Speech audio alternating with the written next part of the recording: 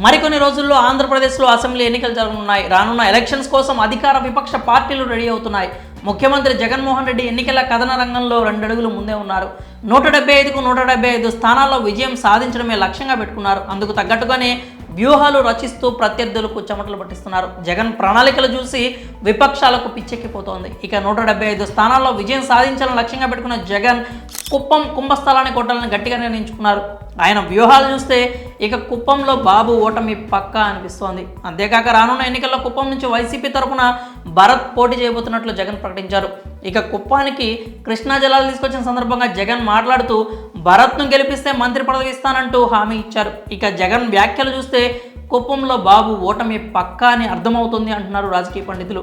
చంద్రబాబు నాయుడు కుప్పం నుంచి 7 సార్లు ఎమ్మెల్యేగా గెలుపొందారు. పైగా 3 సార్లు ముఖ్యమంత్రిగా కూడా చేశారు. కానీ ఏనాడు ఆయన కుప్పం అభివృద్ధి గురించి పట్టించుకోలేదు. కానీ వైఎస్ జగన్ సీఎం అయ్యాక కుప్పం అభివృద్ధిపై ప్రత్యేక దృష్టి సారించారు. కుప్పం అభివృద్ధికి భారీగా నిధులు కేటాయించారు. అంతేకాకుండా కుప్పాన్ని మున్సిపాలిటీగా మార్చడమే కాక నియోజకవర్గానికి revenue division, police sub division ఇచ్చారు జగన్.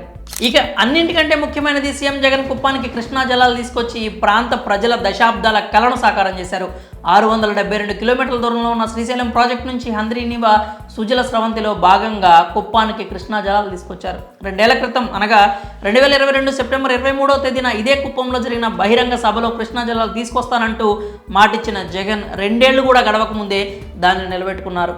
అంతేకాక కుప్పంలో చంద్రబాబు పాలన అందించిన ఇళ్ల పట్టాలు 0. కానీ జగన్ సర్కార్ ఇప్పటికే 15,000 మందికి పైగా ఇళ్ల పట్టాలు ఇవ్వగా మరో 15,000 మందికి పైగా త్వరలోనే పట్టాలను మంజూరు చేయనున్నారు. అంతేకాక కుప్పంలో 7,898 ఇళ్లను మంజూరు చేసిన వైసీపీ ప్రభుత్వం వాటిల్లో ఇప్పటికే 4,871 ఇళ్ల నిర్మాణం పూర్తి చేసింది. అలాగే కుప్పంలో 90% ప్రజలకు నవరత్నాల ద్వారా చేపట్టిన సంక్షేమ పథకాలన్నింటినీ అమలు చేశారు.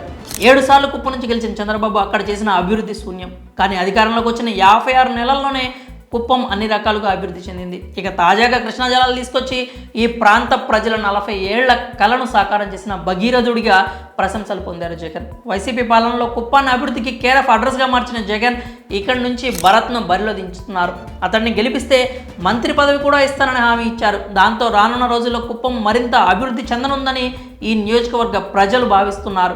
ఇక జగన్ చేస్తున్న అభివృద్ధిని చూసిన చంద్రబాబు కుప్పంలో తన ఓటమి ఖాయమని డిసైడ్ అయిపోయారు. అందుకే కొన్ని రోజుల క్రితం ఈసారి తాను కుప్పం బరి నుంచి తప్పుకొని భార్యను నిలబెట్టబోతున్నట్లు ఇండైరెక్ట్గా భువనేశ్వరి చేత చెప్పించారు. ఇక జగన్ చర్యలు చూస్తే కుప్పంలో బాబును ఓడించేందుకు అన్ని విధాలుగా రెడీ అవుతున్నారని అనిపిస్తోంది. అంతేకాక రానున్న ఎన్నికల్లో కుప్పంలో చంద్రబాబు ఓటమి పక్కా అంటున్నారు ఆ నియోజకవర్గ ప్రజలు. మరి దీనిపై మీరేమనుకుంటున్నారు? మీ అభిప్రాయాలను కామెంట్స్ రూపంలో తెలియజేయండి.